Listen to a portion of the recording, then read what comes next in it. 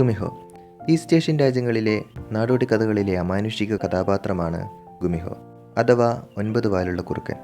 അവർ ജനങ്ങൾക്കിടയിൽ അവരിലൊരാളായി മരണമില്ലാതെ ചിരഞ്ജീവിയായി ജീവിക്കുന്നു. തൽക്ഷണം രൂപം മാറാൻ കഴിവുള്ള ഇവർ മനുഷ്യരുടെ കരൾ ഭക്ഷണമാക്കുന്നുവെന്നും 1000 വർഷങ്ങൾക്ക് ശേഷം അവർ മനുഷ്യനായി മാറുന്നുവെന്നും തുടങ്ങി നന്മതിന്മ കഥാപാത്രങ്ങളായ നാടോടി കഥകളിൽ ഗുമിഹോ പ്രത്യക്ഷപ്പെട്ടിരുന്നു.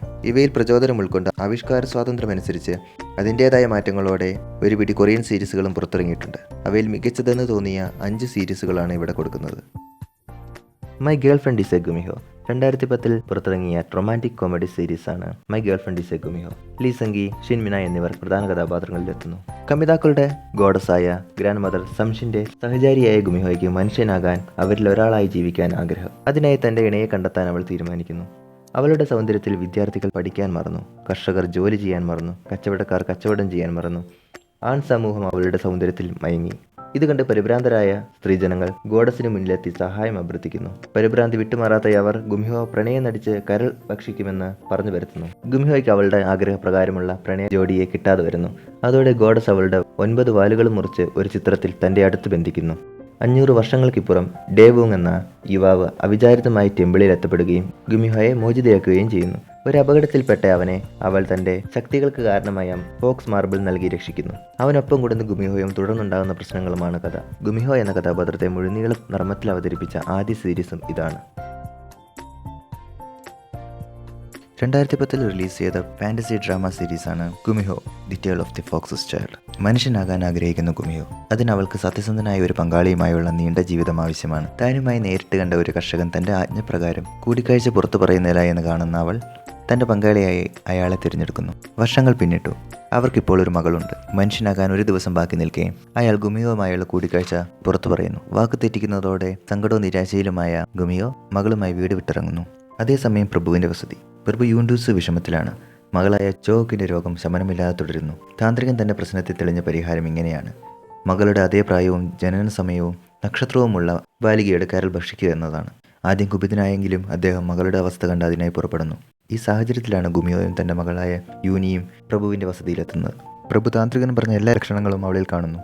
അതേസമയം തന്റെ ഉള്ളിലെ ഗുമിയോയിലെ ലക്ഷണങ്ങളെല്ലാം തന്നെ അവൾ കാണിച്ചു തുടങ്ങിയിരുന്നു. ഗു ഫാമിലി ബുക്ക് 2013 റിലീസ് ചെയ്ത ഹിസ്റ്റോറിക്കൽ ഫാന്റസി സീരീസാണ് ഗു ഫാമിലി ബുക്ക്. ലേസംഗി, ബേസൂസി, ചോയ് ജുങ് ഹ്യൂഗ് എന്നിവർ കേന്ദ്ര കഥാപാത്രങ്ങളെ അവതരിപ്പിച്ചിരിക്കുന്നു. ഇത് കാങ്ജിയുടെ കഥയാണ്. പുഴയിൽ ഒഴുകി വന്ന അവനെ പാർക്ക് ഫാമിലി എടുത്തു വളർത്തുകയാണ് ഉണ്ടായത്. കാങ്ജിക്ക് ഒരു രഹസ്യമുണ്ട്. അവൻ പാതി മനുഷ്യനും പാതി ഗുമിയോയുമാണ്. ഈ സീരീസ് ആരംഭിക്കുന്നത് കാങ്ജിയുടെ മാതാപിതാക്കളിൽ നിന്നുമാണ്. രാജ്യദ്രോഹക്കുറ്റം ആരോപിച്ച പ്രഭുവിന്റെ മകളായ സോഹയെ വിധിപ്രകാരം വേശ്യാലയത്തിലേക്ക് അയക്കുന്നു. ഇത് നിരസിച്ച അവൾക്ക് നേരിടേണ്ടി വന്നത് കൊടിയ പീഡനങ്ങളാണ്. ഇത് കണ്ട് ദൂരെ കാടിന്റെ കാവലാളായി വോൾറിയോങ് നിൽപ്പുണ്ട്. മനുഷ്യന്റെ ചെയ്തികളിൽ ഇടപെടാൻ അവന് അനുവാദമുണ്ടായിരുന്നില്ല.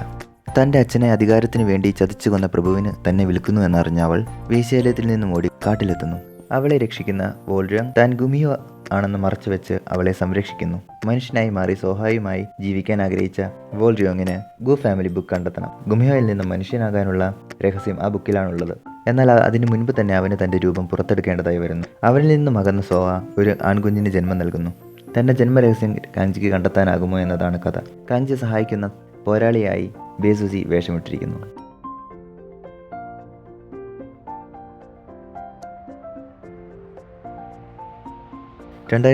റിലീസ് ചെയ്ത റൊമാൻറ്റിക് കോമഡി സീരീസാണ് my roommate is a gumiho. Jang Lee Hyeri എന്നിവർ പ്രധാന കഥാപാത്രങ്ങളിലെത്തുന്നു.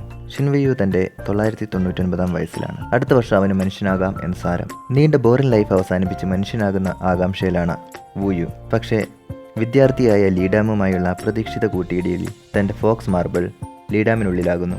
തന്റെ ആഗ്രഹം പൂർണ്ണമാകണമെങ്കിൽ ഫോക്സ് മാർബിൾ തിരികെ വേണം. എന്നാൽ അതിനായി ഒരു മനുഷ്യജീവൻ എടുക്കാൻ സാധ്യവുമല്ല.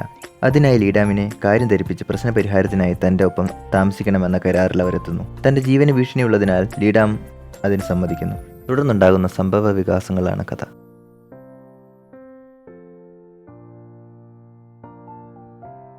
2020-2023 2 സീസണുകളിലായി പുറത്തിറങ്ങിയ റൊമാൻറ്റിക് ഫാന്റസി ഡ്രാമയാണ് tale of the nine tailed. Lee Dong Wook, Kim Bum, Jo Boah എന്നിവർ കേന്ദ്ര കഥാപാത്രങ്ങളെ അവതരിപ്പിച്ചിരിക്കുന്നു. TV പ്രൊഡ്യൂസറാണ് ഇമുഗി. കൊറിയൻ മിത്തുകൾ ആധാരമാക്കി പ്രോഗ്രാമുകൾ നടത്തി വരികയാണവൾ. കൊറിയൻ മിത്തുകളിൽ അവൾ അന്ധമായി വിശ്വസിക്കുന്നു. കാരണം അവളുടെ മാതാപിതാക്കൾ ഒരു കാർ അപകടത്തിൽ കാണാതാകുന്നു. അതിന് കാരണം അമാനുഷിക ശക്തികളാണെന്ന് അവൾ വിശ്വസിക്കുന്നു. അന്ന് താൻ കണ്ട വ്യക്തിയെ വീണ്ടും കാണുന്ന ഇമുഗി അവന് പിന്തുടരുകയും ലിയോ എന്ന പേരുള്ള അവൻ മനുഷ്യ വേഷത്തിലുള്ള ഗുമിയോ ആണെന്ന് മനസ്സിലാക്കുകയും ചെയ്യുന്നു. തൻ്റെ മാതാപിതാക്കൾ മരിച്ചിട്ടില്ലെന്ന് ഉറച്ചു വിശ്വസിച്ചിരുന്ന ഇമുഗി ലിയോ സഹായത്തോടെ അവരെ തിരയുന്നു. ഇമുഗിയെ സഹായിക്കാൻ ലിയോന് മറ്റൊരു കാരണം കൂടിയുണ്ട്. അവർക്ക് മുന്നിലെത്തുന്ന തടസ്സങ്ങളും പ്രശ്ന പരിഹാരങ്ങളിലൂടെയും കഥ മുന്നോട്ട് പോകുന്നു. അഭിനയ മികവും അവതരണ രീതിയും ഈ സീരീസിനെ ഗുമിഹോ സീരീസുകളിൽ മികച്ചതാക്കി മാറ്റുന്നു.